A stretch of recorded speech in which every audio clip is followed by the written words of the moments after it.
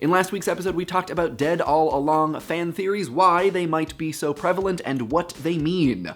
Let's see what you had to say. Entropy Curse writes a really great comment that provides a little bit more insight into the idea of Freud's death drive, which is not necessarily about people doing things that will definitely lead to their death. It's kind of about this, it's more about this set of compulsions that we have in an attempt to sort of grasp this unthinkable thing that death is, this thing that's hard given our culture and our language to fully understand. And so we have these sets of actions, these sets of compulsions to kind of help us grasp at that thing. And a lot of times those compulsions are bound up in things that are literally self-destructive, but it is not necessary that they are. And they also talk about how while these dead all along fan theories might be a little bit played out, they can be seen as a healthy way to approach these feelings and ideas about this thing that is so foreign and difficult and ungraspable. So yeah,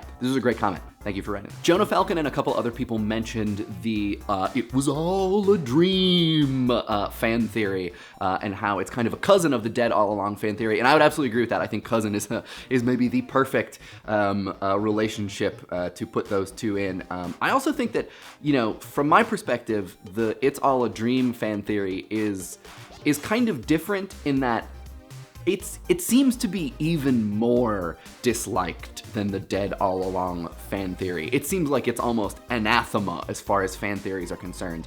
And I don't know, I wonder why that is. I wonder if it's maybe that it has even less of a sort of interesting backing to it, that there's even less to really think about, that the consequences are even lower, the stakes are even lower. But yeah, I wonder, what does everybody else think? Do you feel like the dead all along fan theory and the it was all a dream fan theory are essentially the same, or do you see them as being different in some way? Because I'm pretty sure I do, but I would love to hear what everybody thinks. Another thing I'm really curious about has to do with masterslacks comment that they left on the subreddit, which is about how the frustration with fan theories might also have to do with the invalidation of the experience of the audience. And this is something that I never thought about, the idea that when you say that a character has been dead all along, you in some way say that your experience as an audience member was even more fictional than it was to begin with. It's kind of like a double fiction. You understood going in that you were engaging with fantasy in some way, but the fantasy itself was even a fantasy, and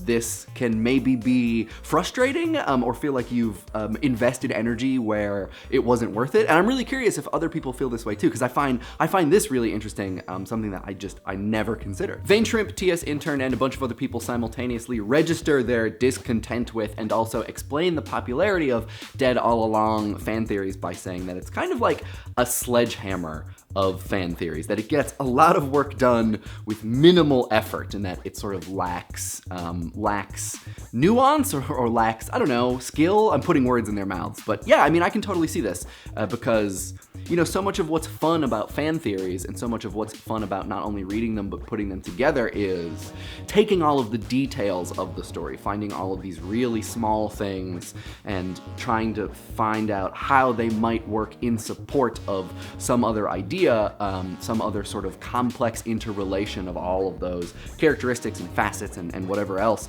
But the dead all along fan theory is just like, hey, what if literally the entire premise is just completely different?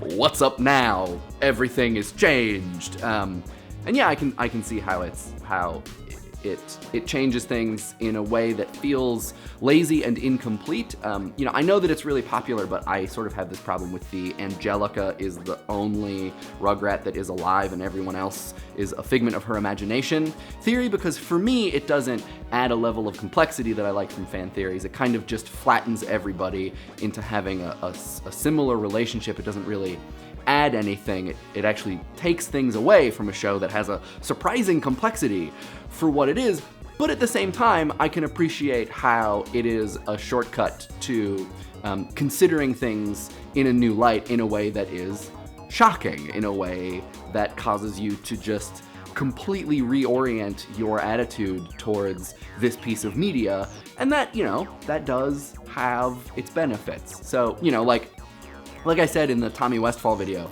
if fan theories are kind of like critical thinking popcorn, then maybe it's fair to say that the dead all along fan theory is like fan theory popcorn. Like whatever popcorn would be. I don't know. Relatedly, RaySquirrel and Patrick Frost talk about how Dead All Along, it was all a dream, and coma fan theories are kind of lazy in that what they allow is the building of a context where anything is excusable, that in those contexts and situations, there is such permission given for the absurd, the unbelievable, that it excuses anything about the story that may be seen as complicated or unbelievable, and it lets anything be the case. So it kind of opens the door, or really I guess opens the toolbox. It opens the something that lets you then treat the situation however is most convenient for whatever your Dead All Along fan theory exists in support of. Which again, yeah, like I'm a big fan of speculation. I love it. I think that you get interesting things out of speculation, but clearly, there's a point at which you can go too far.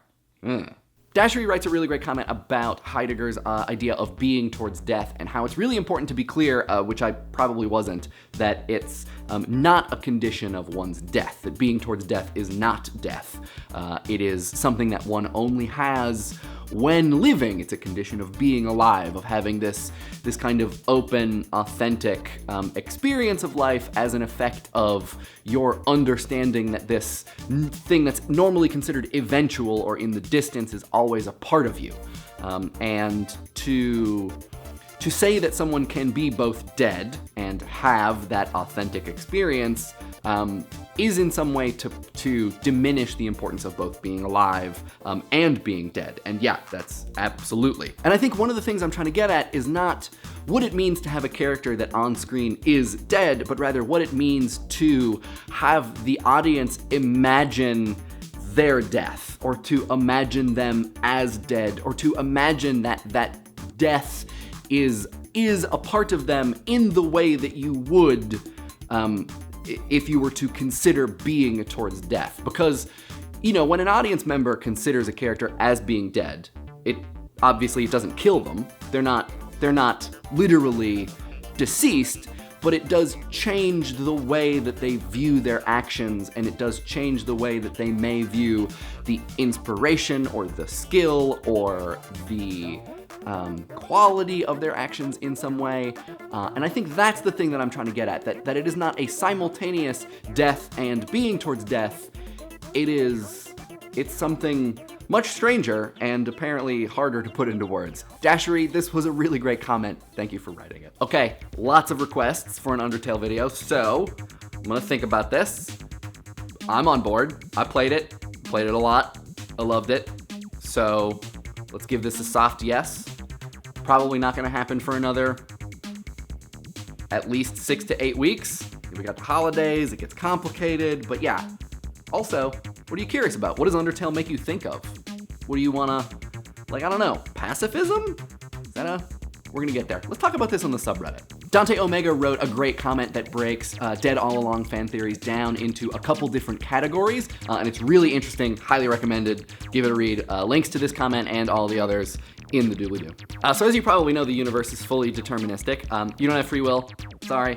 And so basically what happened is I figured out a way to just sort of harness that determinism, and all of these comment responses were made years ago. Forever, long time ago. And anytime actually that you've seen me in person, it's actually just Jake Roper from Vsauce 3 wearing a suit. Think about it. It adds up, doesn't it?